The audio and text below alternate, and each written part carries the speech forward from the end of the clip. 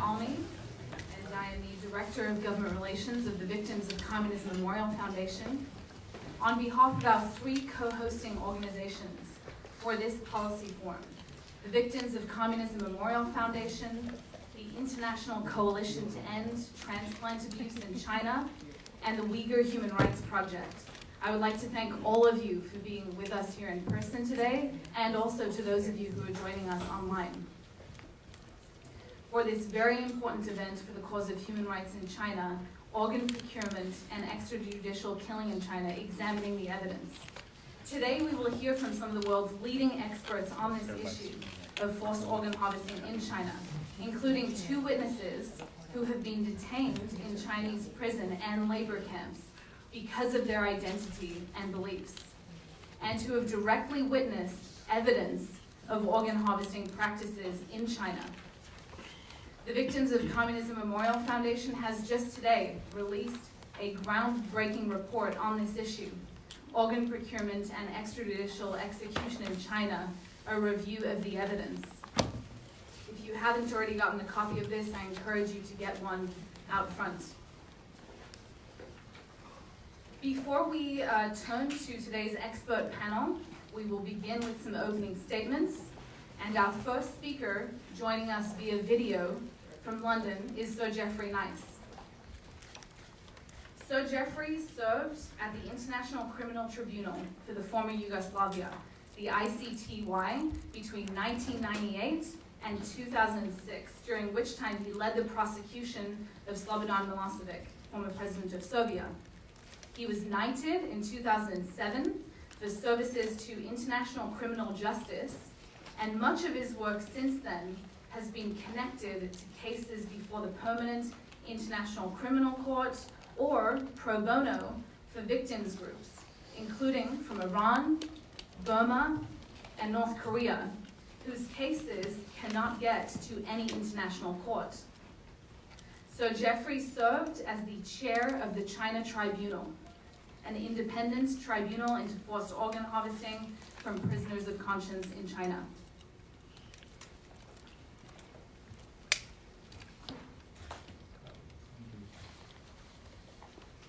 Good morning from London, and thank you for letting me present to you on behalf of the China Tribunal at this your important Victims of Communism Memorial Foundation event. And I'm sorry not to be able to be there with you in person.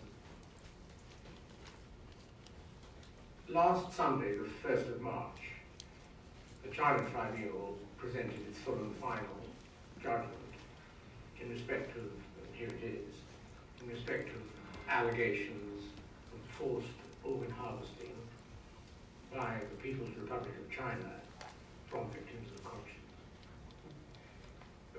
from prisoners of conscience, I'm sorry. I'd like to explain to you very briefly what we have done and why it has resulted in a judgment that you may find both of interest and of value. The China Tribunal, which I chaired, is a People's Tribunal. Clues in the title, People's Tribunal, is a tribunal comprised on the tribunal, but we didn't work as lawyers, we just worked as jurors, if you like, citizens dealing with a problem. And that's what People's Tribunals, when they can serve a purpose, do. And what is the sort of purpose they can serve? It's where there's an issue, a question that needs to be answered, and that the citizens of the world would like answered, but that isn't being answered for whatever reason. In those circumstances, and sometimes countries are shy, sometimes they're frightened, sometimes there are political reasons why they won't either themselves or through their international organizations deal with an issue. Where that happens, in just a few circumstances, People's Tribunals can be of value. And the issue here was one where it seemed to us that People's Tribunal could be of value. Because the allegation of forced organ harvesting, which means killing people in order to take out their livers, kidneys, hearts, sell them for transplantation purposes on the commercial market to people in China and also for people around the world, where it's alleged that that has happened, then the question, has it happened? And following on the question, have criminal offences been committed, is one that should be answered. And it's a question that's been in the public domain for a very long time. Perhaps the starting point is 2001 in a committee of Congress in your country, where a man called Gorky gave a very detailed, graphic, frightening account of the forced organ harvesting that he as a surgeon in the People's Republic of China had been required to do. And the issue's been dealt with by different governments, committees, similar, in America and in the United Kingdom and also in Australia since then, but always with no final conclusion. Always, as it seemed to many people, as though it would be an inconvenient truth, as one of the experts in this area has described it, an inconvenient truth to find these things proved. So, when ETAC, ETAC, the Australian-based NGO that asked us to deal with this as an issue, when it asked us what could be done, it occurred to me, and they agreed with my conclusion, that a People's Tribunal might help, and so one was proposed. Now, People's Tribunals, in general, but certainly ours, have certain advantages. First of all, they can be composed of people who have no interest whatsoever in the subject matter. None of us as a practitioner of Falun Gong. Most of us knew absolutely nothing about these allegations until we became engaged in our work. We are, of course, all completely unpaid, so that there's no way in which we can lose our independence by receipt of funds from anywhere. That allows us, we hope, and we hope you'll agree if when you look at the judgment, to provide judgment of integrity and independence. And we went further than just being people of that kind. We put in place systems for decision making that would ensure we weren't affected by what we had reasonably well informed knows about the People's Republic of China's terrible record of human rights abuse. We needed to exclude that from our assessment of the evidence. So what we did was we took evidence in silos, evidence that related to particular topics. We said, what would that evidence show? Not if it related to the People's Republic of China, but to an imaginary country with a good record, or to a known country with a good record of human rights respect. So if you had evidence of the phone calls that were made by researchers to deception, it has to be said, but in order to try and get medical establishments and doctors and government officials in the People's Republic of China to reveal the practice of extracting organs from prisoners of conscience, particularly from the Falun Gong, take that evidence, assess it in a clinical way, and say, what would that show you, just on its own?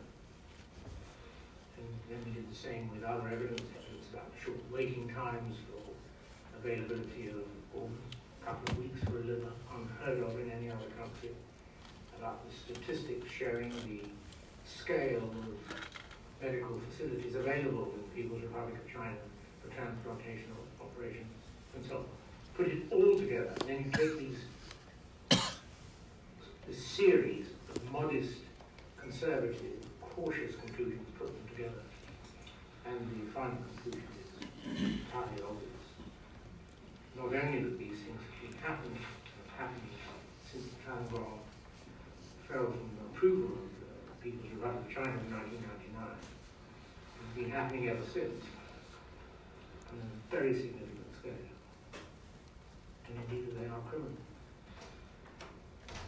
The offence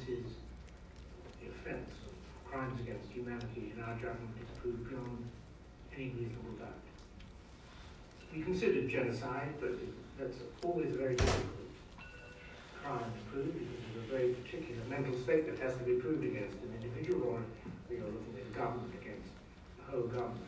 And we decided that no, that was not proved to our satisfaction, but there was certainly sufficient evidence to make it vital that the matter is properly investigated by countries and international bodies that have a duty to investigate that.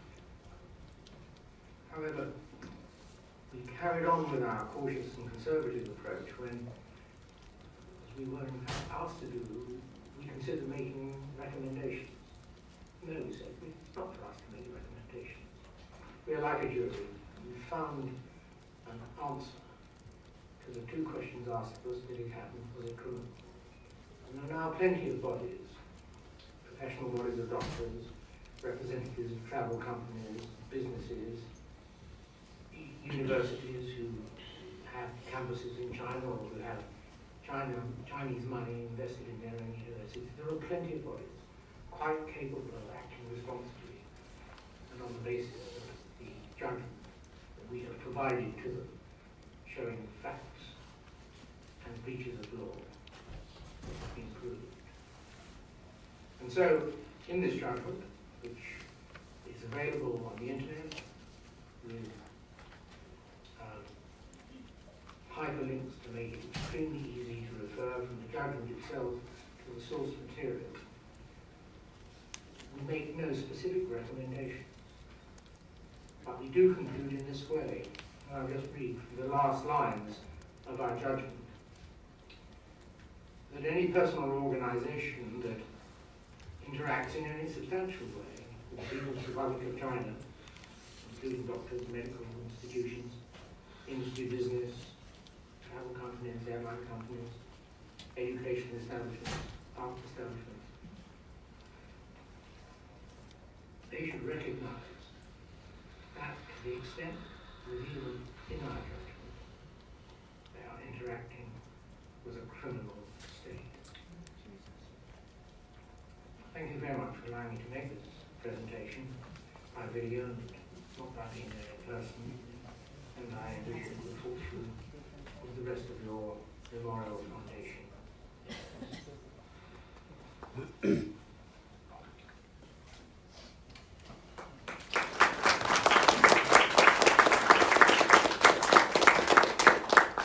Copies of the summary of the full and final judgment of the China Tribunal that was published last Sunday, March 1st, are available outside at the registration desk, along with the copies of the Victims of Communism Memorial Foundation report.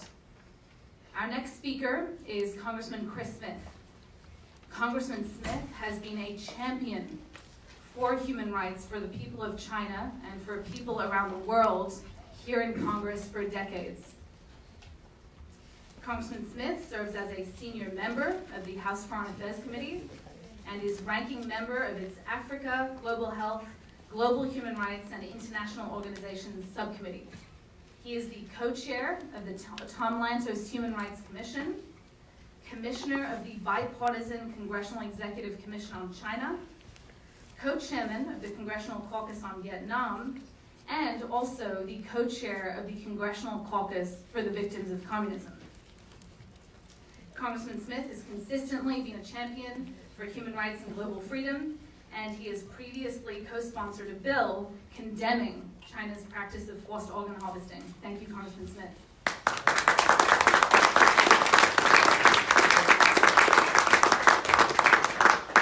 Steve, thank you very much for that kind introduction, for organizing this very important forum today. And what a great turnout of people who are deeply concerned about this egregious practice. Very special thanks from all of us to Sir Jeffrey Nice for the great work that he has done with his China Tribunal.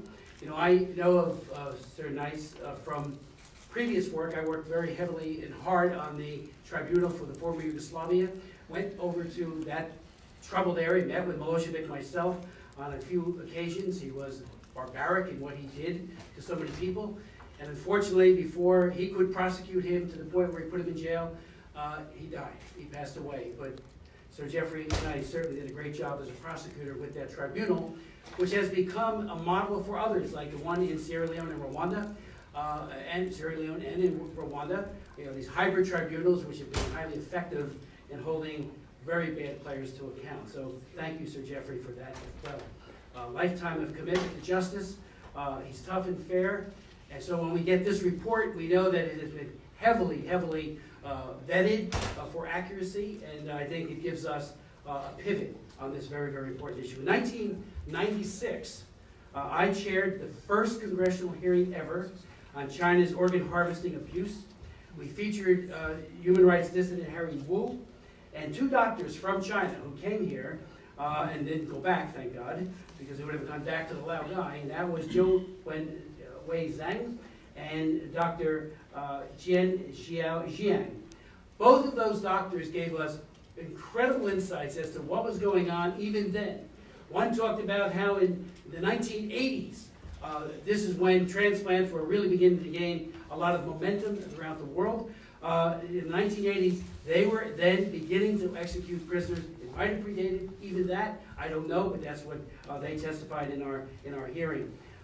Ethan Gutman, who's here today, appeared at one of our hearings that I was co-chairman of in 2012, and he said something I'll never forget. He was talking about a person who was witnessing this. He says, by 1994, doctors doing the harvesting became increasingly uninhibited. That's when his fellow officer puzzled over the screams, like from hell, that could be heard coming from the harvesting van. 2 years later, the prison's medical director confessed that organ harvesting from living human beings, they would expire during the surgery, of course, was now routine. And the doctors who testified back at my hearing said very similar things. Sometimes they killed the person outright. Sometimes it was the surgeries or the surgery that took their lives. Just horrible Nazi-like behavior, and yet it became mainstreamed, especially as it was directed towards those dissidents and those people that they being the Chinese government, so bitterly hated, like the Falun Gong, like the Uyghurs. The details of the practice appall the conscience. The victims, mostly individuals whom the PRC has detained, are classified by blood type and genetic profile to find suitable matches. When a customer makes his or her way to one of the Chinese specialized transplant clinics, the buyer's profile is matched to one of the victims. The medical professionals then surgically remove the victim's organs, sometimes executing, as I said before, which we were told as early as 1996, in a manner that preserves the desired vital organs. Witness accounts, the very high number of transplant surgeries, low wait time, and certainly the China Tribunal made these points as well, make it clear that the source of the organs for transplant are a living population kept alive by some form of livestock until their organs are needed.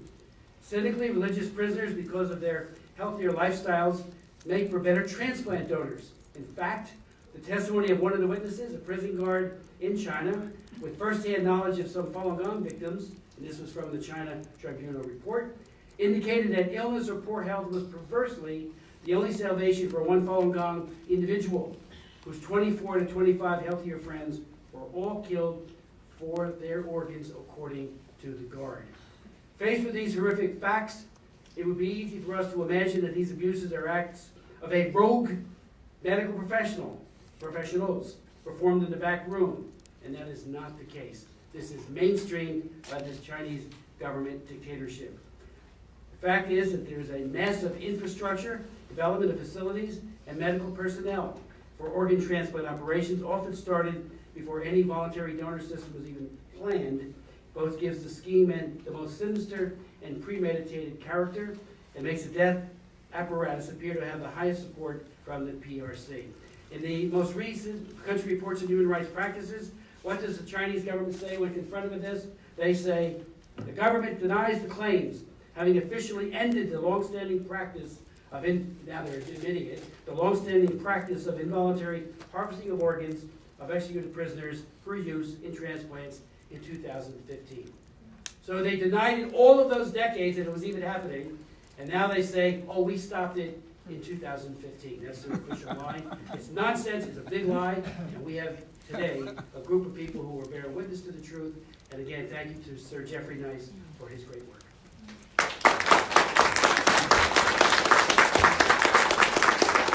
Thank you so much for your leadership on this issue, Congressman Smith. Our next speaker is Susie Hughes, who serves as the Executive Director of the International Coalition to End Transplant Abuse in China, which is an Australian charity that is comprised of a coalition of lawyers, academics, ethicists, medical professionals, researchers, and human rights advocates dedicated to ending forced organ harvesting in China. Susie was a member of the ETAC steering committee responsible for initiating the China Tribunal. She has testified before the Australian Parliament on organ trafficking and transplant tourism, and hosted a number of prominent events on forced organ harvesting in China. Thank you, Susie.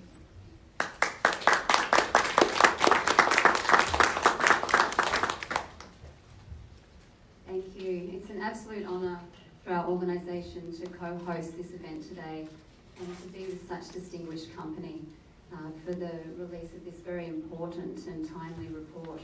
I'd also like to acknowledge Matthew Robertson for his work in bringing such a complex issue into a form that is so broadly accessible. I've been invited to say a few words about the China Tribunal and the background, who obviously released their full judgment just last week. Many of you would be aware that although multiple reports and testimonies have demonstrated evidence of people being killed for their organs since 2006, there has been significant controversy. In order to progress this debate about whether state-sanctioned forced organ harvesting from prisoners of conscience is happening in China or not, in December 2017, ETAC decided to approach distinguished barrister and expert in crimes of mass atrocity, Sir Jeffrey Nice, for an independent legal opinion. His response was that a People's Tribunal should be formed and that he would be willing to serve as chair. Specifically, the mandate of the tribunal was to hear and assess all available evidence to determine whether forced organ harvesting was occurring in China or not, and if so, what, if any, international crimes had been committed. There was never any guarantee as to what the outcome would be, and it was, to a degree, a risk. However, we decided that it would still be helpful, even if gaps in the evidence were identified as a result. Although the China Tribunal was initiated by our organisation, Sir Jeffrey ensured that there was a clear separation between ETAC and the Tribunal. We were at no stage privy to the Tribunal's deliberations, and we received the judgment less than 24 hours before it was released to the public. Counsel to the Tribunal, Mr. Hamid Savi, who previously served as counsel to the Iran People's Tribunal, acted as a shield between ETAC and the Tribunal, and all evidence was submitted via counsel. Our role was to ensure the logistics were taken care of, so for example, the 5 days of public hearings that took place in London in December 2018 and April 2019. The China Tribunal also received expert legal opinion from Edward Fitzgerald, QC, and Malaysian barrister Datuk N. Savananthan. Over 12 months, the Tribunal reviewed hundreds of documents and submissions, including a draft version of the VOC report that was released in advance to the Tribunal, reports by the USC IRF and the US Congressional Executive Commission on China. Also records of the US congressional hearings. The China Tribunal's conclusions included that forced organ harvesting had been committed for years throughout China on a significant scale, and that Falun Gong practitioners have been one and probably the main source of organ supply. The concerted persecution and medical testing of the Uyghurs is more recent, and it may be that evidence of forced organ harvesting of this group may emerge in due course, and that the vulnerability of the Uyghurs to being used as a bank of organs is also obvious. And in fact, the evidence is still emerging since the China Tribunal completed their assessment, which was in April 2019.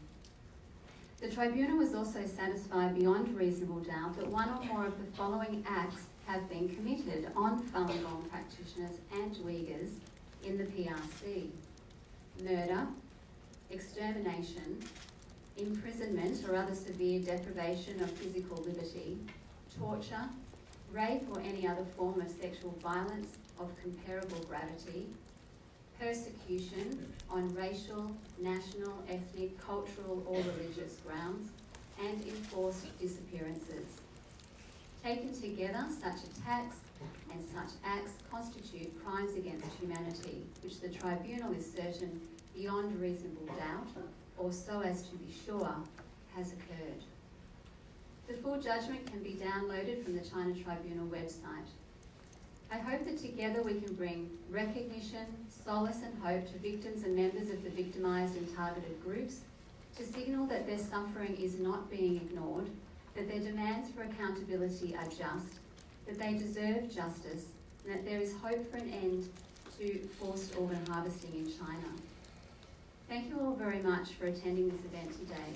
If you're interested to discuss the issue further, please do contact us via the website. There are many NGOs that are now linking in with this issue. And my final words, it's inevitable that justice will prevail. However, it's our choice whether that happens sooner rather than later. Thank you.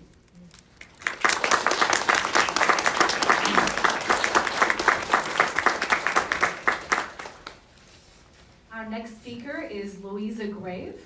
She is the Director of Global Advocacy for the Uyghur Human Rights Project, our third partner for this policy forum. Louisa was previously the Vice President for Programs and East Asia Director at the National Endowment for Democracy.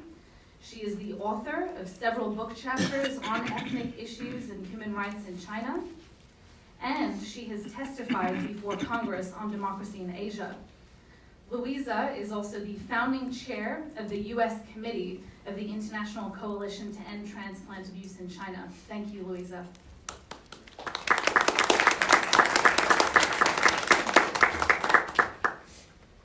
Thank you, Christina. The Uyghur Human Rights Project is very pleased to be co-sponsoring this event with both Victims of Communism Memorial Foundation and the Coalition to End Transplant Abuse in China. We will be hearing today more about the evidence and also beginning a conversation about confronting this evidence and what it means for our action. So I want to mention one piece of evidence that I just pulled from this 500-some page report from the Tribunal that has not received a lot of attention. It's, however, from a very well-known source, a former reporter at the New York Times, Didi Tablo. A few years ago, she was in Beijing and speaking with two lung transplant surgeons at a Red Cross Society event on the sidelines of this event at a dinner. Dr. Chun, a transplant surgeon, told her that a transplant conference that was taking place in Washington, D.C. had rejected his presentation on the grounds that it was based on research on death row prisoners, which is a violation of medical ethics because consent cannot be obtained under such conditions of duress. So Dr. Chun told Didi that it was her fault because her articles had caused him this trouble. Later on, Didi overheard this conversation between Dr. Chun and Dr. Tong, and I do want to put it in Chinese for those of you recording in Chinese. So, Tong 医生说，死曲不能用吗？陈老师说不能用。Tong 医生说，老良心犯吗？ And the answer to Chen 老师，陈医生回答了，都不能用。 So in English, that's one doctor asking the other, so prisoners can't be used? And the answer is no, you can't use them. And the other doctor answered back, oh, what about prisoners of conscience? And the other doctor answers, no, you can't use any of them. When was this conversation taking place? In 2006, already after the announced 2015 reforms. 2016. It happened in 2016. The announcement was in about a change in 2015. So now for the policy responses. As you listen today, you'll hear much more evidence. The Uyghur Human Rights Project wants to put before you some of those responses. So our organization is very concerned about the implications for hospitals, medical journals, and here the US HHS and CDC. PubMed is the host for almost all English language international medical journals. That is where research is published and does all of it. When it's conducted in China, transplant related, is it conducted on organs that are ethically obtained for research purposes or for transplant purposes? So we'd like to consider, should there be a ban on all hospitals, from all hospitals and all journals, should they be banning exchanges, training, and publishing by transplant professionals practicing in the Chinese system? Should international biotechnology companies be considering where they're selling their services and goods? Should universities and research institutes be considering their cooperation with the Chinese transplant medical circles? So these are the policy questions. When you've heard additional explanation of the evidence, think about the policy responses that we need to be working on together. Thank you.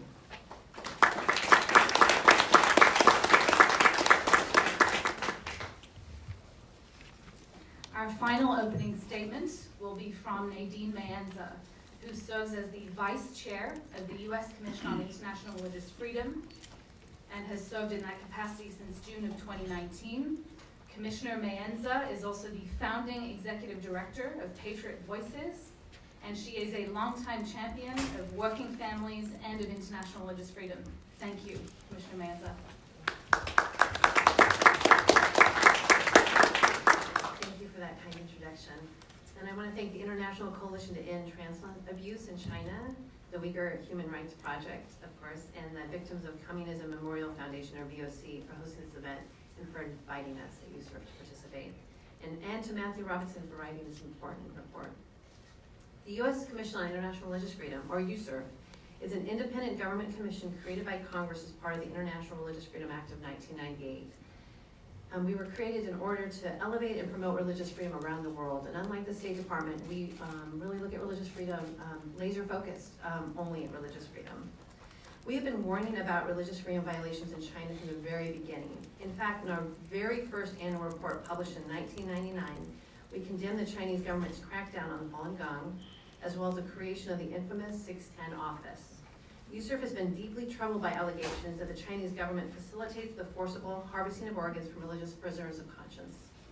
As Sir Jeffrey Nice has already noted, the Chinese Tribunal last summer unanimously concluded that, quote, forced organ harvesting has been committed for years throughout China on a significant scale. This despite the fact that the Chinese government has claimed to have banned the practice, as you all heard, in January of 2015. Since 2007, we have mentioned the problem of organ harvesting in each of our annual reports. This decision was driven by the reporting by some of the very people in this room today. In retrospect, given what we know, it's clear that the world should have never taken the Chinese government at its word. Through the leaks of the Chinese government's documents detailing the mass internment of Uyghurs and other Muslims in Xinjiang, we've seen the lengths to which the Communist Party has gone to hide the truth.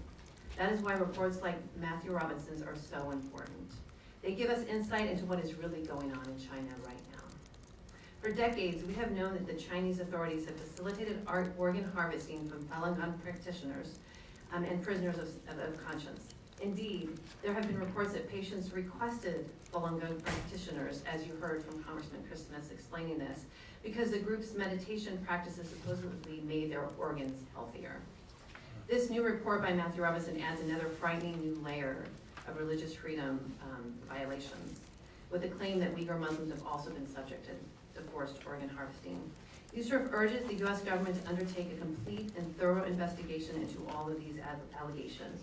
There is no place in the 21st century for forced organ harvesting. On behalf of USERF, I want to thank you all for your tireless advocacy on behalf of religious freedom in China. This is an impressive group gathered here today, and I'm honored to be able to be a part. Your work is truly an inspiration to us, and it really does help us to give better recommendations and more informed recommendations.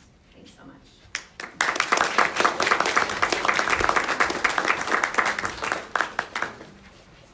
Thank you so much, Commissioner Maenza, and for the important work of USERF on this issue. I would now like to welcome our expert panel to come forward. We are privileged, very privileged, to have with us today some of the world's leading experts on this issue. And witnesses who will share with us about their personal stories of persecution in China and who have been a first-hand witness to evidence of forced organ harvesting in China. Please, if our panelists would like to come forward. And our moderator on this very distinguished panel that we have here with us today is Ethan Gutman. Ethan is China Studies Research Fellow at the Victims of Communism Memorial Foundation. He is an award-winning China analyst and human rights investigator who published in 2014 The Slaughter, Mass Killings, Organ Harvesting, and China's Secret Solution to its Dissident Problem, which was a comprehensive investigation into China's organ transplant business and the horrific crimes taking place because of it. He was also one of the authors of the 2016 Kilgore-Gutman-Mattis report. Thank you, Ethan. Thank you very much. My first, let me make a very brief statement, but my first point is to you, Ming, and also to Miracle Turson, who I understand is not with us today, but will be represented by Zubaira Shamsuddin. Yes. Now, my experience interviewing refugees from the Chinese camps, the 5 most beautiful words in the English language are, tell me about your childhood. No one wants to be defined purely as a victim of torture, of rape, of humiliation, or something worse. No one wants to show off their scars to the camera. And we do have, or we have at least one victim of Chinese incarceration here today. And unfortunately, we have little time. So these victims are not only asked to serve as specimens in this case, but they also have to speak for those who cannot speak, and that's a huge responsibility. It's a lot of pressure, and I apologize in advance for the time limitations. Now, for those who research forced organ harvesting, I think the challenge is a little different. There's a lot of demanding requirements in this. You have to have understanding of medical issues. You have to have China expertise. You have to have a feel for investigative reporting. I mean, Matt's report begins with a Sherlock Holmes quote. Quite appropriate, actually. You have to have a deep familiarity with the human rights abuses of previous generations. And the prerequisite to all of these qualities, what really ties it together, is you have to have a highly developed sense of tragedy. Now, we have seen what happens when a group, such as the Transplantation Society, or more recently the World Health Organization, has medical, technical expertise, but is deficient in the other areas. And we've seen what happens when journalists have the ability to report on harvesting research, as they did in the latter half of 2016, almost across the board in every major paper. And yet, they do not have the confidence, the resources, or perhaps just the time to sustain an investigation. To be clear, I'm not speaking about Didi Kirsten-Kaplan here, who Louisa just mentioned, formerly of the New York Times. Now, we've also seen what happens when governments ratify that these events are indeed happening, but do not enforce penalties. In this sense, the mass incarceration of Uyghurs, Kazakhs, Hui, what I call organ harvesting 2.0, was a predictable result of the failure to acknowledge and take action over the foregone human rights catastrophe. But we've also seen what happens when all the elements, the 5 requirements, come together. The London China Tribunal collectively has them all. If you look at the assemblage of people they put together, it's really very clear. Even more remarkably, because it was produced by a single human being, Matthew Robertson's report, in my view, personifies all the requirements. Just as the demands on Matthew writing that report were incredibly high, so are the demands on the audience today. But I want to make it clear, it's a cliche, but there are no stupid questions. And no skeptical comment is unwelcome in this room. However, going overtime, that's not welcome. Okay? So, with that said, here's our first speaker. I want to introduce Daniel Clark. He's a specialist in Chinese law at George Washington University. He's published extensively in journals such as the China Quarterly and the American Journal of Comparative Law. He's talked about Chinese criminal law and procedure to corporate governance. Clark also founded and maintains China Law, formerly Chinese Law Net, and he writes the Chinese Law Professor blog. He's a co-editor of Asian Law Abstracts and the Social Science Research Network, and has often served as a witness, as an expert witness on matters of Chinese law. Take it away, please, Donald. Okay, thanks. Is this on? Thanks very much, Ethan. So first of all, many thanks to everybody who came out today. Although meetings of this kind, of course, are being canceled all over the country. We're here because this is an extremely serious subject that deserves serious attention. So Matthew, who's going to speak next, has written really an extraordinary report. I carefully read it from beginning to end to the point where he eventually emailed me to say, I didn't ask you to copy edit it. That's just my nature, I can't help it. But I say in all seriousness that if there were a Pulitzer Prize for this kind of work, I believe Matthew should get it. This report took an extraordinary amount of research and organization. It took an extraordinary amount of self-discipline. This report tells of what is very likely an ongoing grotesque crime, but in the measured language of police water. What makes this report especially valuable is the scholarly perspective from which Matthew approaches the subject. And I say this not just because of my own professional prejudice as a professor. I'm a lawyer as well, and I fully recognize that there is a time and a place for a blistering advocate's brief. But what this particular subject needs more than anything at this time, I think, is the careful, conscientious, and scrupulously honest treatment that Matthew has given it. So let me highlight here what it means to give this subject a scholarly treatment. It means to assemble a series of observations, doing the best you can, given limitations on access to reliable data. It means spelling out and applying a range of plausible assumptions. And finally, then we say, okay, here's what we think the hypothesis with the best fit is. If you don't agree, specify where you think the data is wrong or why your hypothesis fits it better. This is how knowledge advances. So the point of all this is to say that the demand in some quarters for absolute proof is not consistent with the way either natural science or social science operates. You make observations, you propose a hypothesis to explain the observations. The hypothesis is not defeated by the lack of absolute proof. There's no such thing. It is defeated by a superior hypothesis or by a challenge to the underlying data. Why is it necessary to make these points?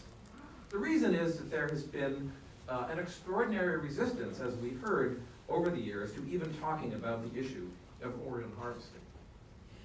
Compare these facts by comparison. The New Yorker and the New York Times won a Pulitzer Prize for reporting on the misdeeds of one man, Harvey Weinstein, who did not murder anybody, despite the contemptible nature of his crime. In the spring of 2018, I myself co-authored a short paper on the alleged employee ownership of Huawei. Within 1 hour of tweeting that I had written that paper, it got over 1,000 downloads. But when people talk about organ harvesting, crickets. Is it that much less important than Huawei's ownership structure? Media organizations and NGOs that might be expected to take an interest seem instead to take an active uninterest.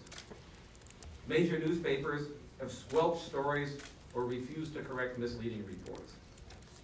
Big human rights NGOs have said, in effect, we don't know anything about this.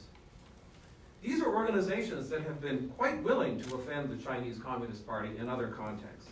These are organizations that have not hesitated to expose the party's at least quasi-genocidal policies in Xinjiang. So it cannot be explained simply by cowardice or co-optation or otherwise evil motives. This means that if we want to do something useful, we have to move beyond assigning blame and ask what accounts for the reluctance of otherwise well-intentioned people to look this in the face, to read the reports, and to seriously think about what's going on. What can we do about it? Well, I don't know of a simple or obvious answer. I was probably one of those people myself before I started reading these reports seriously.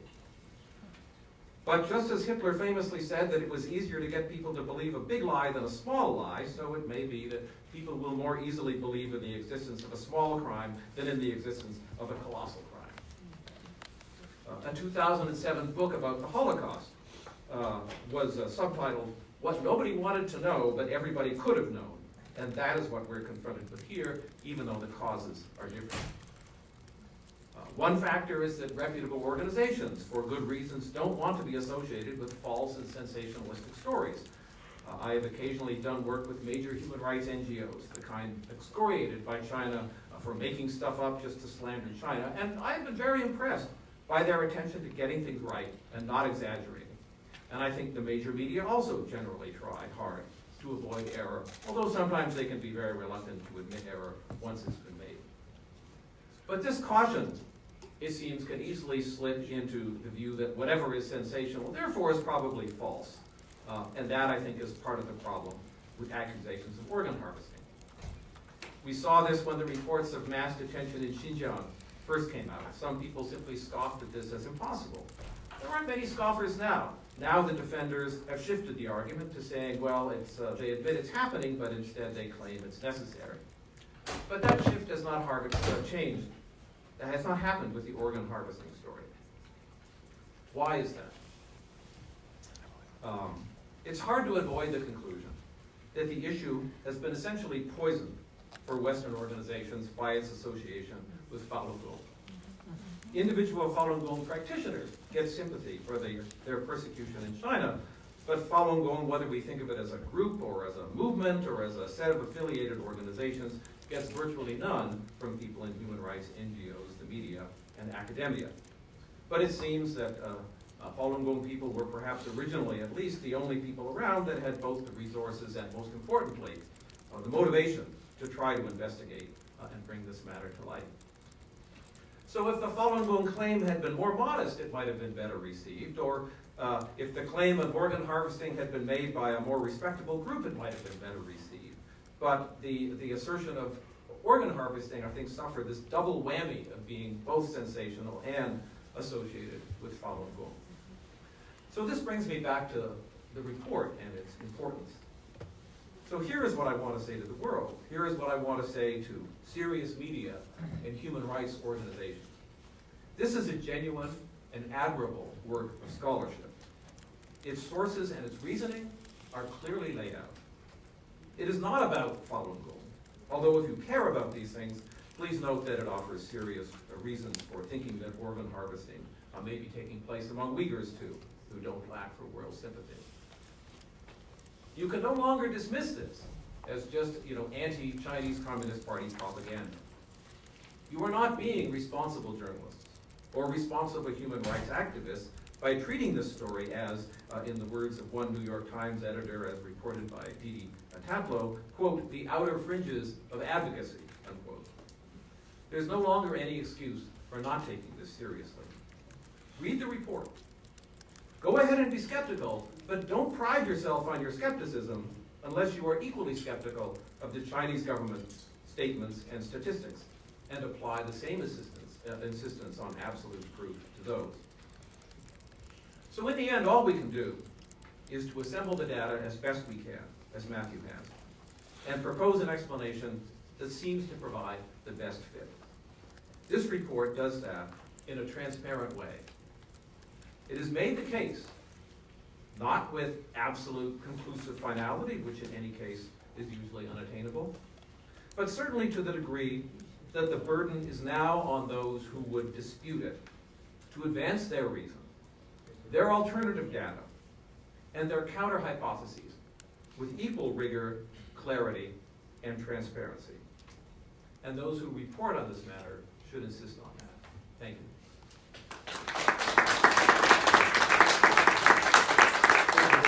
Wonderful remarks, Donald. Our next speaker is Matthew Robertson, China Studies Research Fellow with the Victims of Communism Memorial Foundation. He's a PhD student in political science at the Australian National University of Canberra, His dissertation, using computational methods and process tracing, explored political logic of state control over citizen bodies in the case of China's organ transplantation industry. Previously, he's worked as a reporter, researcher, and translator for several nonprofit organizations, and as an interpreter from Chinese for financial services firms. His research using statistical forensics to demonstrate the falsification of Chinese organ donor registry data was published in the leading journal of medical ethics, the BMC Medical Ethics. Other peer-reviewed publications he has co-authored have appeared in BMJ Open and the BMJ. Take it away. Thank you. No one in this line of work does it for the lols or for the praise, but Don's words really affect me. I feel very gratified to hear his appreciation of the report. I'm also extremely grateful to VOC for supporting this. This kind of work takes just a lot of time, both digesting the data and kind of thinking about how to put the argument and how to think about just basic questions of proof. Alright, I'm starting my 10 minutes now. So the VOC gave me time, and that's just invaluable. I put my 10 here. So, okay. Oh yeah, another meta comment. So this report was very important for me to write because I had to get all this stuff off my chest that I've been thinking about for the last couple of years on this issue. And the next time I write something on this, no one's going to read it. So it's going to be my PhD, and it's going to be full of political science methodological jargon, and it'll get like a dozen downloads, and then there will be like an academic monograph, and it's going to be $100, and no one will read it.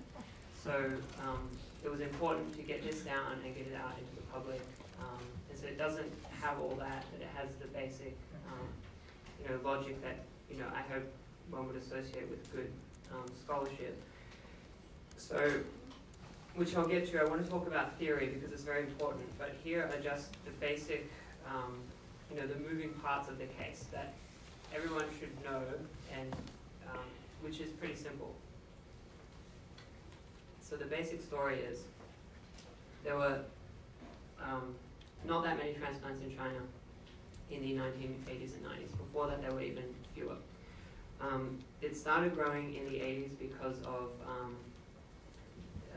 basically the invention of cyclosporin, an immunosuppressant, and then it grew through the 90s. But what happened in the year 2000 is the transplant system basically exploded in activity. Thousands of doctors and nurses were trained. The number of hospitals that were doing transplants went from less than 100 in 99 to up to 1,000 by 2006 or 7. The immunosuppressant drugs were put on official healthcare subsidy lists, that is, the state was subsidizing them. Hospitals built new transplant research labs, wards, entire buildings. They ramped up all aspects of transplant research, from basic research, that is like using mice, and clinical research. They were doing research on perfusion solutions, so the preservative solutions you need to preserve the organs. So a lot of this data is in the report and is part of other research I'm doing. Another major shift post-2000 is transplants available on demand. So for any one piece of evidence, you need to look at any one claim, you want to look at as many different pieces of evidence you can that substantiate it. So, for example, organs on demand, that is clear from Chinese hospital websites advertising very short waiting times of a few weeks or a week. And kind of most convincingly, the PRC's own liver registry databases or the annual reports based on that data, which have been deleted from the internet. So we have the 2005 one, the 2006 one, the 2011 one. And just for an example, the 2011 one, I was able to obtain that because it was online on one of these, doc bar website, one of these Chinese scribed websites. It's just kind of gone on for a while. So, you know, I made an account, put in my credit card, bought it. You know, I don't know if it's still online. All the other years are not available. So in the 2005 and 6 ones, you can see they talk about, they say that of all the liver transplants, 30% were available on an urgent basis, that is within 24 to 72 hours. And similar for 2006. That data had disappeared from the 2011 registry. So just with something like that, just like this sort of page in this kind of obscure document, you have an extremely important piece of information, which is that the only way they can supply that many livers is because they have people who are blood typed and you're able to be executed on demand. And so, you know, it takes a lot of time to find this information and to actually be sure that that's what they're talking about. You can see medical papers where they report liver procurement time of 4 hours. So, you know, that the donor is very close to the hospital when the patient presents at hospital. And those patients are suffering emergency liver failure. That's why the need for urgent transplantation. Okay, so you have this explosion in transplant apparatus and rapid availability of organs, all post-2000, and yet through the 2000 period, the death penalty is going down, both like a secular decline, like a long-term decline, and then and that is due to specific policy shifts, like the end of strike hard campaigns, a specific policy of kill fewer, kill cautiously. There is an enormous body of scholarship on death penalty reform in China. There's nothing like that on China's organ transplantation system. So, in particular in 2007, the death penalty system reduced significantly again because of reforms where the Supreme People's Court needed to review every decision. So this is pretty widely established stuff, but the transplantation system continued to grow.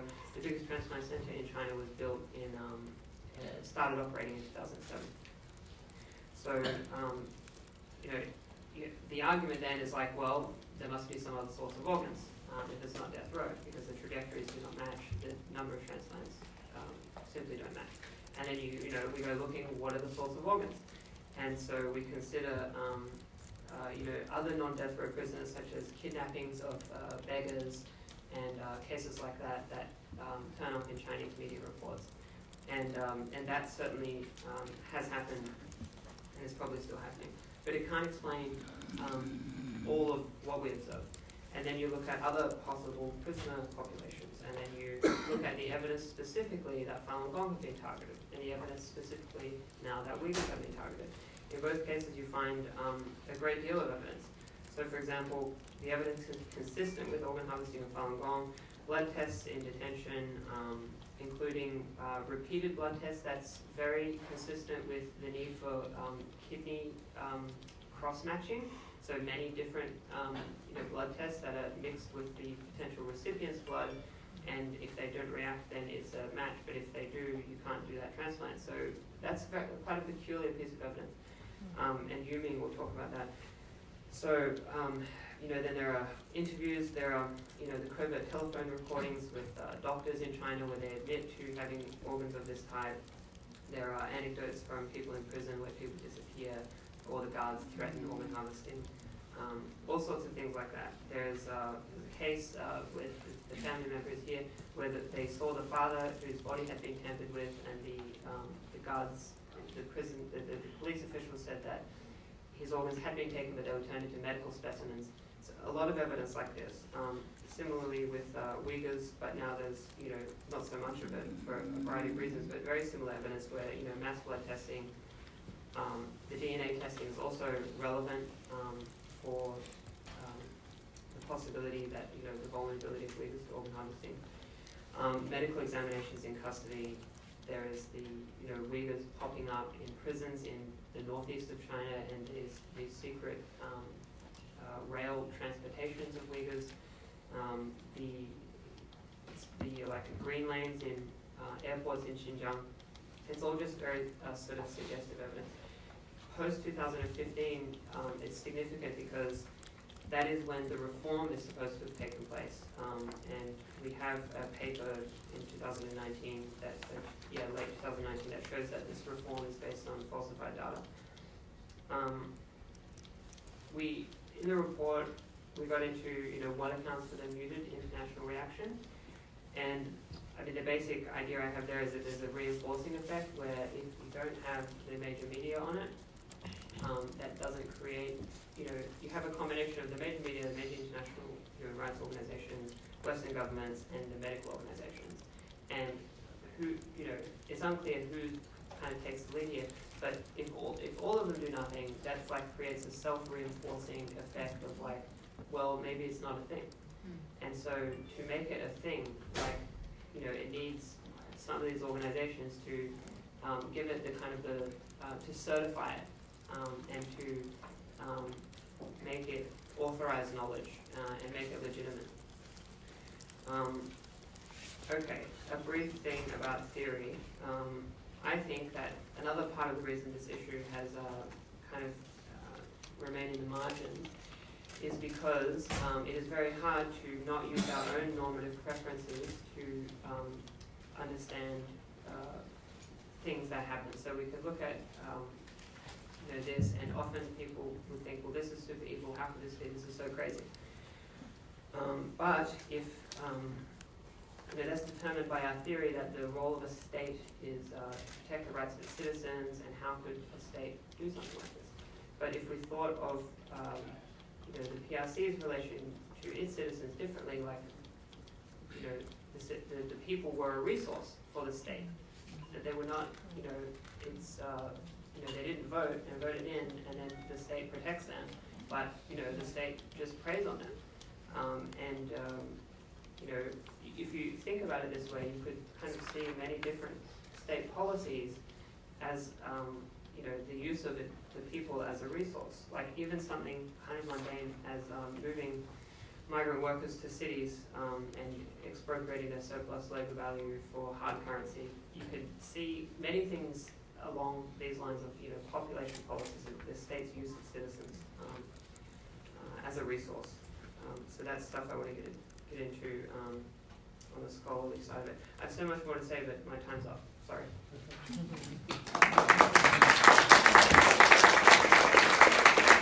Thank you so much, man. That's fantastic. I'm going to go to Mirago, who cannot be here, to Mirago Tursan, who cannot be here, but Zubaira Shamsuddin is going to fill in. The way we're going to do this is I'm going to ask a couple of questions, which she answered remotely, I guess. And there are three questions. I'll just go through. We'll start with the first one. Did you receive medical treatment that you desired when you were in the camp? I am just reading out Mihrigo's answer because I am not a witness. So that's her answer for the question. Mihrigo said there was no health care. Doctors didn't treat anyone who was sick, and they don't give us any medications. Did you receive unwanted health care, or did you and others and other prisoners receive unwanted health care or additional health care, if you like, when you were in the camp? Mihrigo said, before going into the detention facility, they, which is in the, said it's the police, took me and others to a hospital for examinations. They drew blood, checked vital organs, shaved our hair. They also did a pelvic examination, kind of women's examinations. Also, they gave us medicines, for example, on April 18, 2017. They gave me, Mihrigo, a medicine of some thought before interrogating her. On the two other occasions she was taken in, they gave Mihrigo medicines. She didn't know what they were. They gave some women much more frequent medications, for example, once every 2 days, but no one knew what the medicines for. And they gave us injections, but again, no one knew what they were for. The third question is, did you know or were you aware of disappearances in the specific area of the camp that you were confined to? Birgit said, when I was younger, the adult child of one of my neighbors disappeared into detention of some sort. Later, the person died. And when the father went to see the body, it was wrapped up such that he could not see anything other than the face. He suspected that the organs had been taken out of the body. There are also 2 young women in a cell with Mihirgul at one point, time unclear, who disappeared. They were ages 21 and 24. When they later asked guards about it, the guards said they died. But Mihirgul was suspicious because the women had always seemed very healthy. Okay, and if you don't mind, I'm just going to close that by giving the introduction to Ms. Tursun that I did not give, which is that she is a survivor of the CCP's re-education camps. She was born in Churchill County in the south of Xinjiang. When she was 12 years old, she was taken to Guangzhou for middle school as part of the CCP's forced relocation of Uyghur children into inner China, where she experienced constant humiliation and discrimination. She eventually left to study in Egypt, where she met her husband. Upon returning to China with her family, she and her children were immediately detained, and there is strong evidence that her eldest son, who was 4 months old at the time, was murdered by the CCP. Though Tursun was later released, she was detained 2 other times in re-education camps where she was tortured. She has previously testified about her experience in front of the Congressional Executive Commission on China and received the Citizen Power Award in December 2018. And I want to thank you for filling in for her. Appreciate it very much.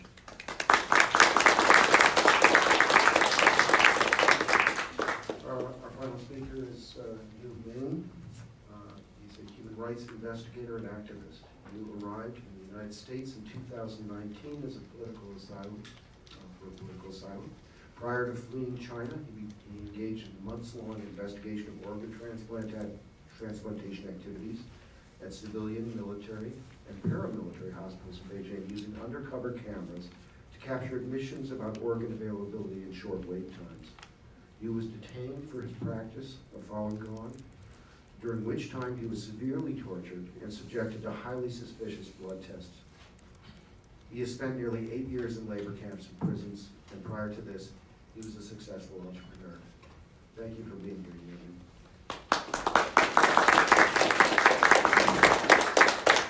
我叫玉明，来自中国大陆，去年刚从大陆中国来到美国。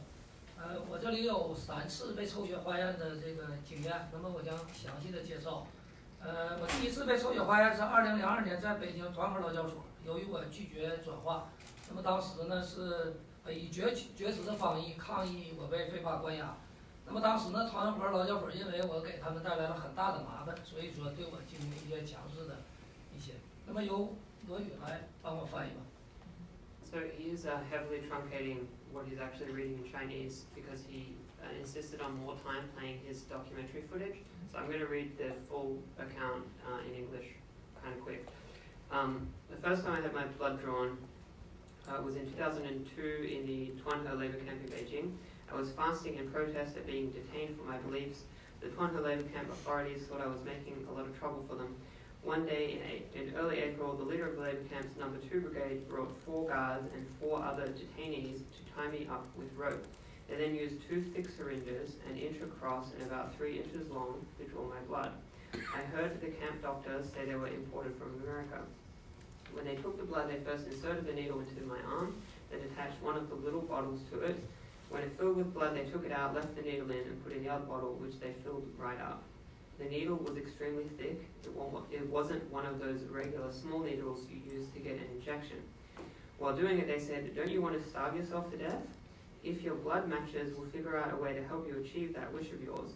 The spare parts in your body can even go to a good person as a contribution." But a few days after the blood draw, they didn't do anything to me, though I overheard the doctor who force-fed me saying to one of the guards either that my blood type was bad or the match was bad. I couldn't hear clearly which. 我第二次被抽血的时候是在2006年11月，那是我第3次被绑架。当时我还在北京，朝阳区看守所。The second time my blood was drawn was in November of 2006. That was the third time I was detained in the Beijing Chaoyang District Detention Center. I was taken by 4 domestic security officers in Chaoyang to a public security bureau designated hospital. At that time, before you were put in a labor camp, you had a forced physical examination. They drew my blood again. I don't know the name of the doctor. They also gave me a chest X-ray. 我第3次被抽血化验的时候是被关押在辽宁省马三家劳教所。那么期间，北京正在举办2008年奥运会期间。So this is a longer readout in English. The third time I had my blood drawn was in the Masanjia labor camp in Liaoning. It was in 2008 during the Olympics. I was being held in a tiny cell specifically used to persecute Falun Gong practitioners.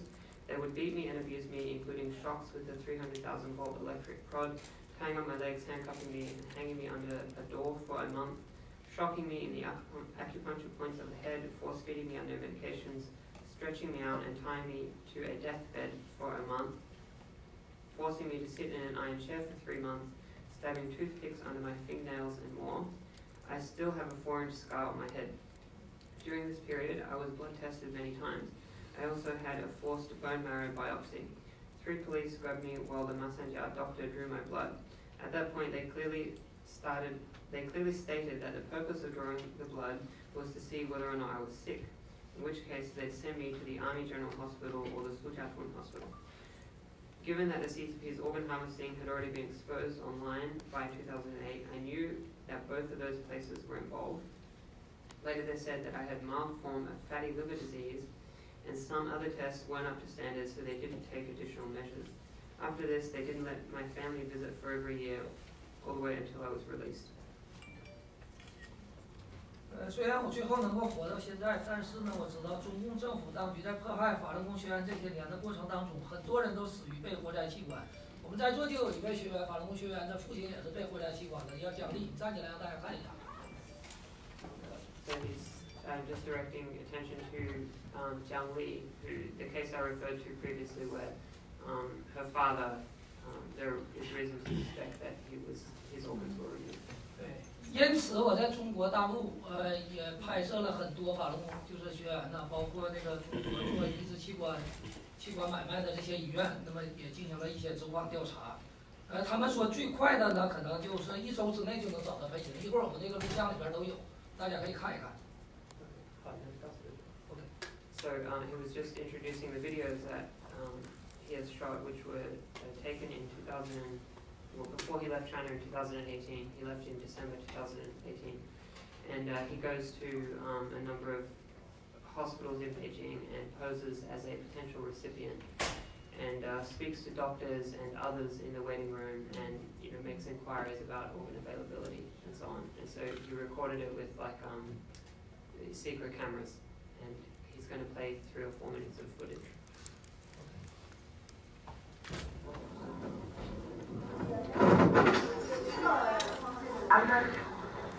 人还有换肾，还每天30万，这是的人30万，有种鸭子吧，30万。我先关上啊。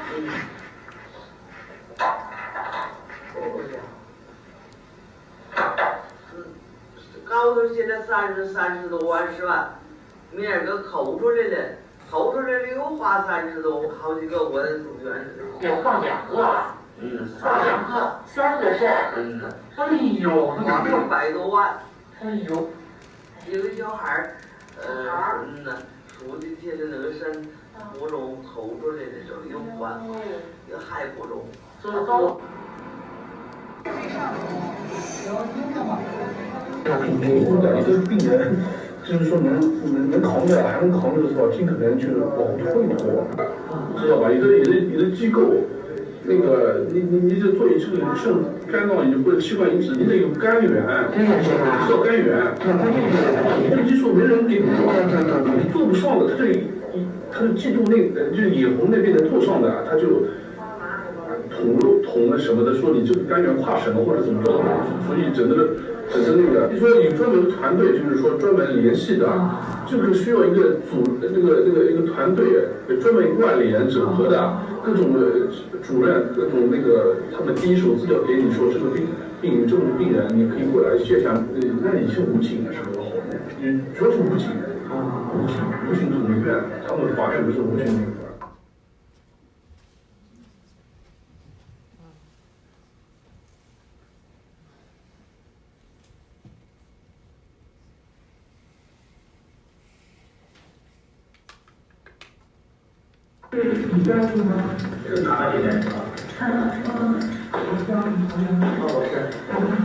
你是呢，这都没什么禁忌症啊，一般大概讲究程度就在那算，是吧？我一般2、3周就能安排了，快的话1周啊。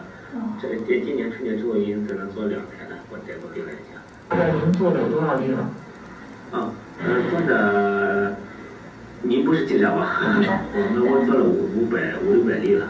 我前天做了这个，因为是我的合作医院，他们都是2月11号，这不也做了一个那个肝的质地很好，那肝这是极品肝我每1、2周就带出一个病人做手术也之后这不在武警做了，带到武警做了好几年了。他说你可以找那些练气功的，说练气功的那种特别好的。可以看他的病情，能咱就调好的。每次呢，我把心理我把这些情况给你以后然后呢，然后你觉得年龄大了，就再定下一个咱这等一个最好的。现在武警能做，北京可能是军队医院比武警现在能做。北大国际的感觉是我现在这个说的这武警呢，他的东西质量原因保证，今天有一个，你不是记者啊？你看见不是？我们要好的要好的人，那当然也得挺好。我为啥说就是我想拿好的。你知道这个患者是谁的呀？我这个我不知道患者什么的，我知道是什么情况，知道什么情况，或者这个个人这全部是这个。好人员这个钱必收，弄不好就说差不多得多10年，这可不是开玩笑的。还有在30岁以下，然后呢，他要是能够就是练气给调息的呀，就是说纯属用气来锻炼人体，哪有那么难？太难了，他调息的。就他那个缸里头，就是所有的气泡都打上去，连气泡都没有。就是那个练气功那个肝都打出去，有的所有气泡都在心里。那你要能赶那个练气功调息，你想都不用练气功武术那些，不用那武术那什么手感，练航功的也行，那不是整个玩意儿，它也是一种调息，就是最好30岁以下。那我当时就直接说，我说我要最好的30岁以下。行了，那儿肚子这样的，你看这个大。这个太恐怖了，很血腥，这个。He said that that was too gory. The next part, like we cut the 还有更长的，那么会后要是有媒体需要的话，我们可以给提供，还有很多的这种资料。Yuming says that he has a lot more material and they can be made available to media if there is an interest. Okay.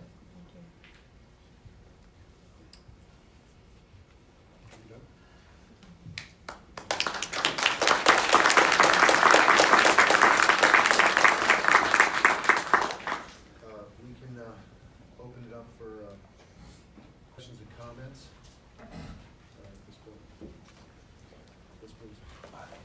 We have microphones coming.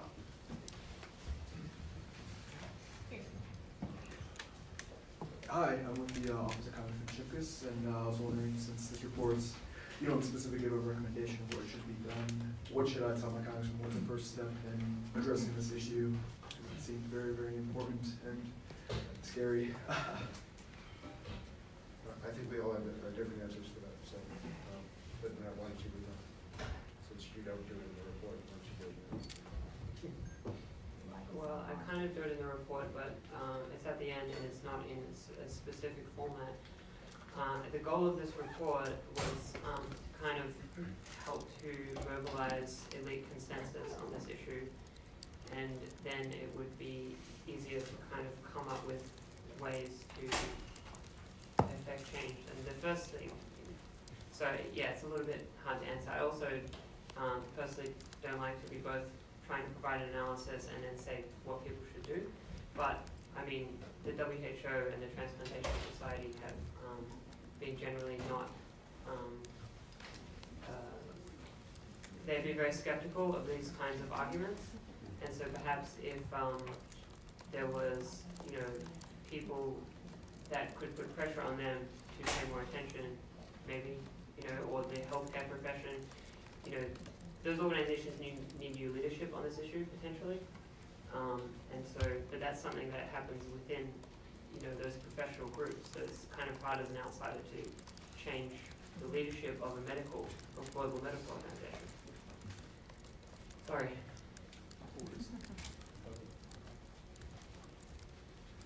Yeah, I sort of share Matthew's view that this is kind of not the time and the occasion to make recommendations about what to do.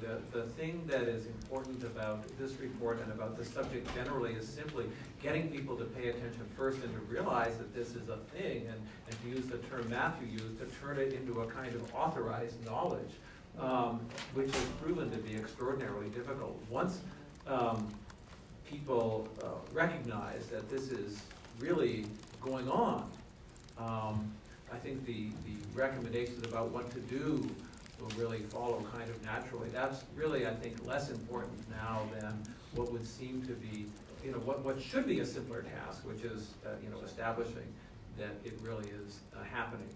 But it seems that that is actually the more difficult task, and that is what this report is trying to accomplish. Matthew, what to translate the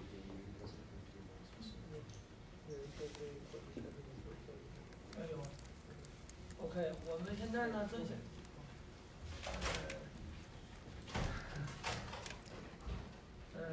各位嘉宾，我们现在所面临的问题已经超越一切政治见解。我们必须了解到，中国政权带给人类的威胁是全球性的，那么他们带给人类带来的也是毁灭性的灾难。那么我们较之在死者的面前坟墓献花，不如我们现在呀，就得积极行动起来，尽全力去拯救中国那些受迫害的人们。The CCP is very bad, and people should be paying more attention to this. Basically, that's the short version. I'm going to just make a remark here. You know, we get this question a lot all over the world, and it's a little different in the Washington audience.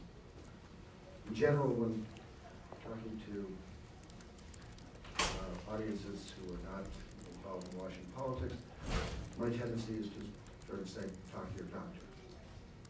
This is changing the medical establishment on this starts at the grassroots. It really does. It doesn't matter if they're a dentist. It doesn't matter if they're a plastic surgeon. Just talk to the doctor. Say, have you heard about this? Have you read anything on it? Nothing happens till somebody reads one thing. This is a great place to start, actually, right here. That's what persuades people. That's what changes things over time. Personally, I would add that nothing will change in China without consequences for the Chinese medical establishment, and that means they really need to be cut off from the world. They need to be quarantined. Okay, this is transplant surgeons should not be welcome at conferences. That's my personal view. They shouldn't be welcome to publish in our medical journals. I'd like to see the Magnitsky Act applied to some of the worst liver surgeons, but that's my own personal view on this. But I agree with but both panelists said, Matthew and Donald too, and that this is a day to look at research, so I hope we don't spend the rest of the time just talking about what we do. I'm glad that this has been a persuasive presentation, clearly it has. But really, you welcome, I think, critical or even just somewhat skeptical comments, that's fine, please do. We have a question up there. Yeah, go ahead. He had his hand up first. Oh, yes, sir, you. Excuse me. Oh, yeah. Me. Okay. All right. Hey there. Great presentation. So, look, just an opinion. The economic codependency of the U.S. in China. Now, China produces 80% of our antibiotics. That's a fact. The economic codependency leads to a transigence in dealing with an issue like this. So I'm wondering, and then a question, would VOC, could you within your charter do a presentation in Western media on this that has a chance of reaching many more people than are in this room? Okay, so as I understand, you're saying you'd like to broaden this discussion to decoupling, economic decoupling with China, is that correct? Or am I putting words in your mouth? I believe there is economic codependency with us in China now. That's an unfortunate situation. We've let that situation, we've let that condition develop over many decades. People know about this. The congressman, I believe, would know a lot about this. That being said, there's intransigence probably within both political parties, maybe more one than the other. But if there were an opportunity for you folks to do a presentation on this in Western media, whatever the broadcast network would be within your charter, could you do that? Would you do that? Yes. Great. Great.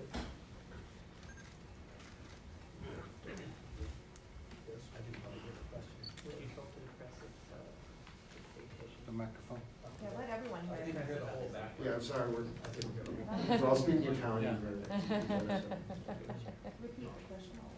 I think the point is that there's codependency, and this is a large issue which, I mean, you could break it down a little bit more to the medical codependency, which has been coming up a lot recently in terms of coronavirus and then the antibiotics.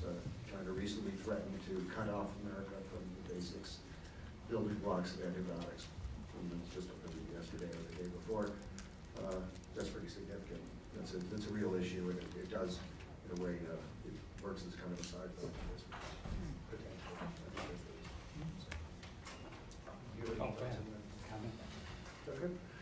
Oh, yes. Yes, thank you. Excellent panel. My name is Paul Cameron. I'm here on behalf of the National Legal Policy Center.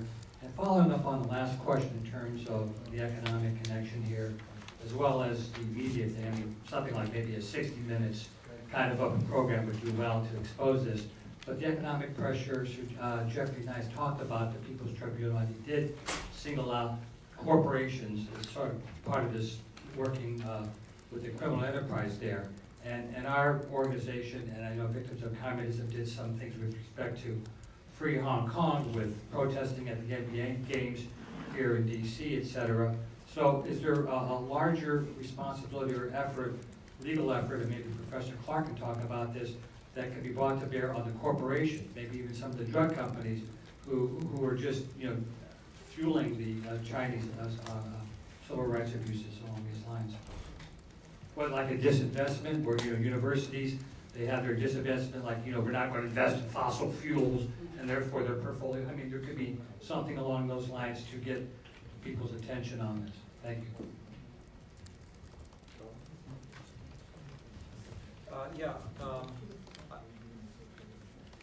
I'm not familiar with what the legal regime might be in terms of sanctioning corporations for providing the supplies to engage in this kind of activity. There is, of course, the Magnitsky Act, which is available again to individuals. And maybe that's something that lawmakers should be considering. If there isn't a framework for doing that now, putting one in place, because then corporations can take action or refrain to take action that perhaps in the conscience of their executives they would like to do, but that they are unable to do because they have to maximize, they have a duty under corporate law to maximize profits to the extent that it's lawful. So possibly there is room for legislative work there. I think also it is worth thinking about to what extent universities and civil society groups in general could think about this kind of divestment activity as well. I mean, if it was done and organized and feasible for South Africa, it's hard to imagine why it shouldn't be organized and feasible with this issue as well.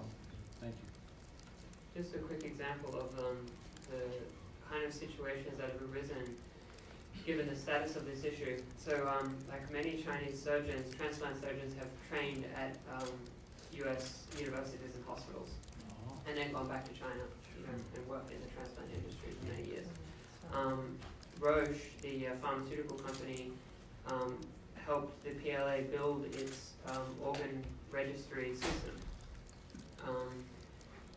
The TTF, the Transplantation Society, has hosted Chinese military and civilian surgeons that are deeply involved in the transplant business, and they've given presentations there.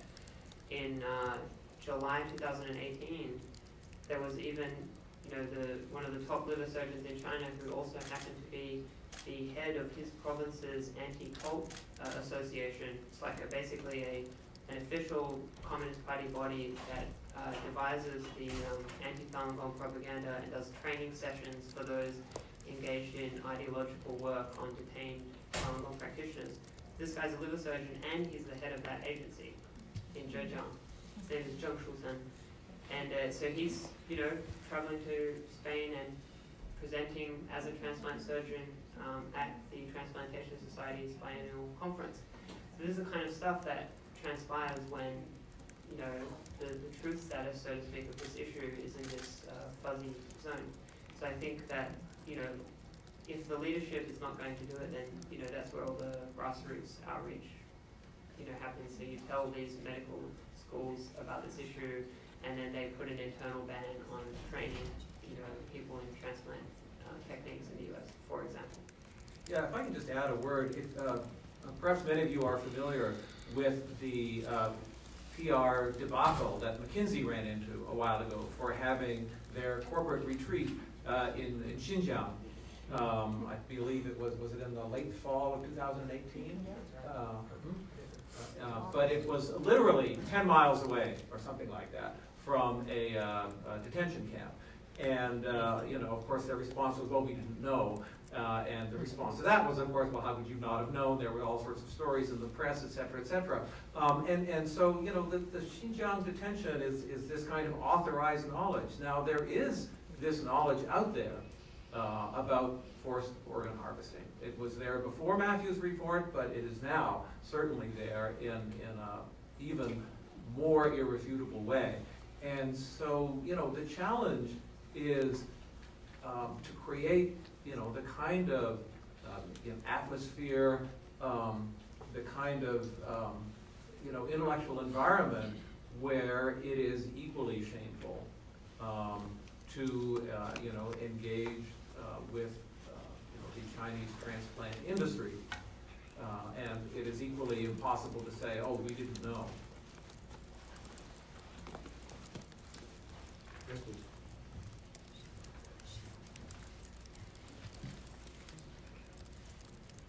Hello, I'd like to ask Yuming a question, if that's all right. Yuming, and I'll ask him in Chinese and then I'll translate for myself, if that's all right. Yuming, 我想问你一下，你能听得懂吗？哎，你好，刚才听到你的讲话，刚才看到你拍的那个录音，我完全相信。你刚才说我有两个问题，你刚才说你在朝阳区你不是进去吗？这是第一，所以我感兴趣知道，因为我在朝阳区比较熟悉了，从80年代，朝阳区是什么位置呢？如果你觉得你可以说一下。第二呢，对你来说，他们都在谈这个问题吧？对于你个人的经验来说，从你个人的经验来说，你觉得美国政府机构应该对这个情况怎么做 ？OK， 非常感谢你。好，你这个问题非常好啊。I just asked you, for those of you who are not speaking Chinese today. I said. OK， 第一个问题是。我先给我自己翻译，好不好？谢谢。So I just asked I said from hearing what he has to say and watching those movies, those films, I believe him and I believe his experience. I think it's a very sad experience. And I asked him if he would be willing to say where in Chaoyang district in Beijing he was imprisoned. It's a place that I'm very familiar with since the 40s, since the 80s. So, and my second question to you, Ming, which I think is the overarching question, is from his perspective of having gone through this experience, what would he like to see the American government do and American organizations and government organizations do? Thank you. 这个问题提得非常好。地点在朝阳区的看守所。那么像我们这些人呢，一般被抓了以后，他都是给你戴头套，然后你可能在那个警车上，你不知道给你带到哪了，但是我知道，因为他就是给我抓到那个看守所，朝阳区看守所，他在管庄，在朝阳管庄附近。那么我出来了以后，我也到那个地区，又拍摄了一下，就是在那个地区，听到押送我的武警他们谈话，我也知道他是在管庄那个朝阳区看守所。Okay, so you said it's a great question. It was the Chaoyang Detention Center. Usually he was hooded. So usually they're hooded when they're taken to different places of detention. But in this instance, he knew it was in an area of Guangdong because he knew that because he overheard his detainers talking about it. 好，那么第二个问题呢，就是说美国政府怎么能发布？这也是我想说。那么我在这里也寻求美国，因为我们现在呀也想，你呼吁呀、谴责呀，那么他不怕你。那么我就想在这里提出对中国政府的具体实施，国家机关的这些人，包括强制抽血的这些人，包括警察、看守所的警察、监狱的警察。还有这些你像这个医生，他做了500-600例，像这些人在美国提出这种控告，那么也寻求看看，媒体方面呢，要是能呼吁一下啊，看看怎么能够对我进行一些支持，谢谢。就是要控告，寻求帮助。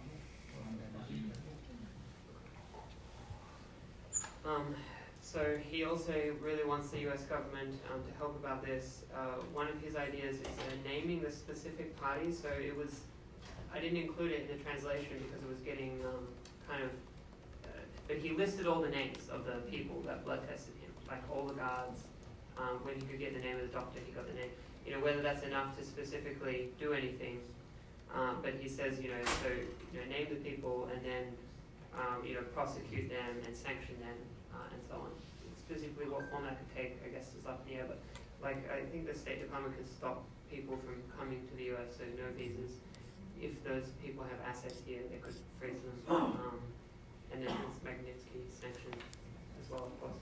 这里边最关键的一点啊，就是在前几天3月1号，中国又做了2例双肺移植的手术。他们现在就是在给中国政府在探这种路，中国政府高官现在已经有得新冠肺炎的了，武汉肺炎的了。那么他们就是在给他们探路。我们目前所得到的这个资料，中共高官有好几个人，他们已经得这个新冠武汉肺炎了，他们马上就要做这种肺移植。如果我们不制止的话，可能更多的人将面临着被活摘器官。我有更详细的这个证据。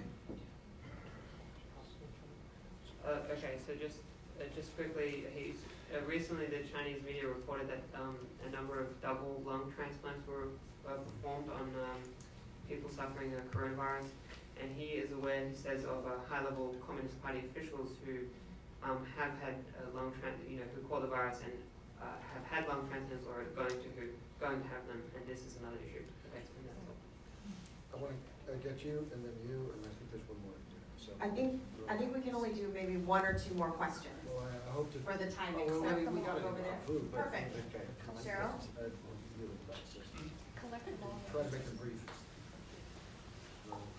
Thank you very much. My question is, in 2005, Laura Lev published a book titled Buried in the Times, and it's about how New York Times ignored, to a large extent, about the Holocaust in 1940s, and they seldom reported atrocity to Jews, and even if they did, it's seldom on the front page. And the book is talking about how this lack of courage about Holocaust contributed to the delayed or lack of response of U.S. government. And so in comparison, so for this lack of courage of forced organ harvesting right now, do you think history is repeating itself? What can we do? History always repeats itself. As they say in a somewhat different way. That's that one. Yeah, well, it's the same but different. But yeah, I mean, I'm familiar with the book, and anyone who's seen Dee Dee's submission to the China Tribunal just confirms what had been kind of obvious. I don't have anything more to say. I'm going to move along, please, in the back, and then we'll get Bob food. Here? And then we'll get Bob food. But first, please. Thank you. Thank you. I was just curious, what does the World Health Organization have to do with hiding all of this? Because I attended a side event in Geneva some years ago, not very long ago, maybe 4 or 5 at the most, where they're talking about the Istanbul Treaty. And I said, well, what's being done to hold China to account? And they said they stopped doing this, and back then, and no less than 3 World Health Organization staff followed me out for the next hour, desperate to convince me that this kind of thing was never happening in China.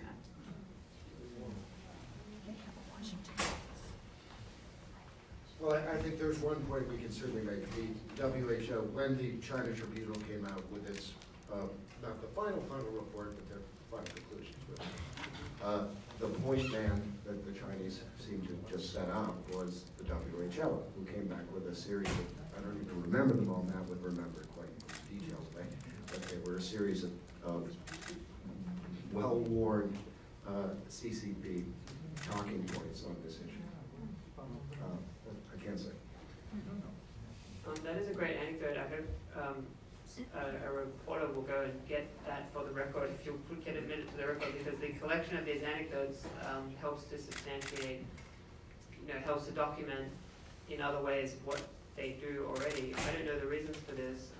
The WHO's official stance seems to be that it takes the statements of its member organizations as authoritative for what is happening in that country, and that's the axiomatic position that they're in. So there could be, you can't say anything about that country that country doesn't say is true, so everything else is just not legible for them. I think if that's the basic stance, it could be extraordinarily difficult to deal with something like this, because you have to have an independent kind of analysis and then challenge that state as to its own statements. I mean, clearly it gets a little farcical at this point where, the data of the voluntary reform quite clearly seems to have been made up. And so, I don't know, that it seems difficult for them to be in that position, but perhaps they feel that they have no other way to manage it, and they feel that if they were to, even if they could, break and sort of make critical comments, that this would then just turn the CCP around. They wouldn't get any cooperation at all. This is the most charitable interpretation I have. I'm sorry, Bob, can you just make a very quick statement, because I know we're just going over time now.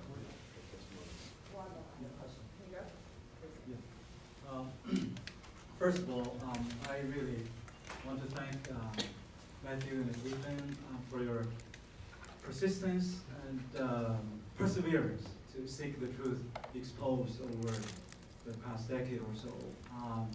My question is really to Professor Donald Clark. We're talking about the organ harvesting now is an irrefutable kind of fact already. And there are two kind of factors. One is the suppliers, one is the demand, right? So unless we can terminate the Communist Party tomorrow, this kind of a supply thing cannot be stopped easily. And but the demand side, I think most of them are from the international elites, wealthy people, religious leaders from Saudi Arabia. We know, right? I mean, the Wahhabi type, the religion from Saudi Arabia specifically ask for Muslim organs. So this is we received the pretty credible intel showing the Chinese military hospital in Xinjiang are kind of engaging these kind of activities, most likely from the Uyghurs. And they even had their meetings and with a very expensive price because they have to find a Muslim to harvest the organs. We know, in Taiwan, right? Ethan, the Taiwan elites, the billionaires, they organize organ hunters. They even have a name called organ hunters. Organized group with all the surgeons, what's that technology name, to make this? Yeah, kind of easier. It's a mobile unit in China, just to do organ harvesting as soon as they get a recommendation. And we know, of course, there is we shouldn't say 100%, but somehow some clergyman, maybe in Vatican, may have also received organs from China. And so to those, I think to help stop the demand side, so my question to Professor Clark is it possible we can, at least on the bioethic or medical ethics or the elites, can in the free world can have a manifesto or a public covenant, basically said unless and until we know for sure the source of the organs, we will not receive the organs from the People's Republic of China. Is that possible in today's world? That at least we can save some lives, not all. It's a good first step. So that's, last year when we had our Taiwan International Religious Freedom Forum in Taipei, we have the former independent consul, my good friend Judge Ken Starr, actually led that panel and made the public declaration and kind of with the Vice President of Taiwan alongside, said we will not do this until and unless we know the source from China. Yeah. Whether doctors are willing to do this, doctors outside of China are willing to say we will not cooperate with our patients, going to China to do this. Whether doctors can do that, that's not really a legal question. That's a question for the medical profession to answer whether they want to do that. I think that would be, personally, I think that would be a great idea. Whether the majority, you said the majority of these clients for these transplants are overseas clients. I don't see that anywhere in Matthew's report. I don't know whether that is accurate or not. I don't think it's the majority, but certainly it should be considered. There would be, certainly there are some, and I noticed one of the websites advertising transplants, the overseas websites that Matthew cited in his report, also has an Arabic version. So clearly they've got it in English and Arabic. So clearly they've got a certain customer group in mind.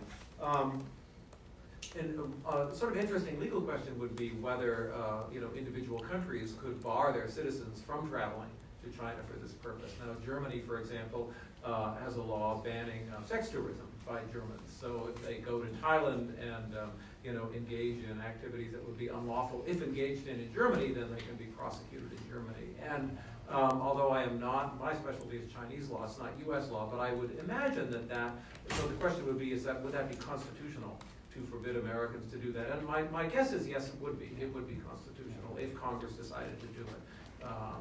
So that's my answer on the legal issue. Thank you. Can we turn over to, can we have a round of applause? Yes.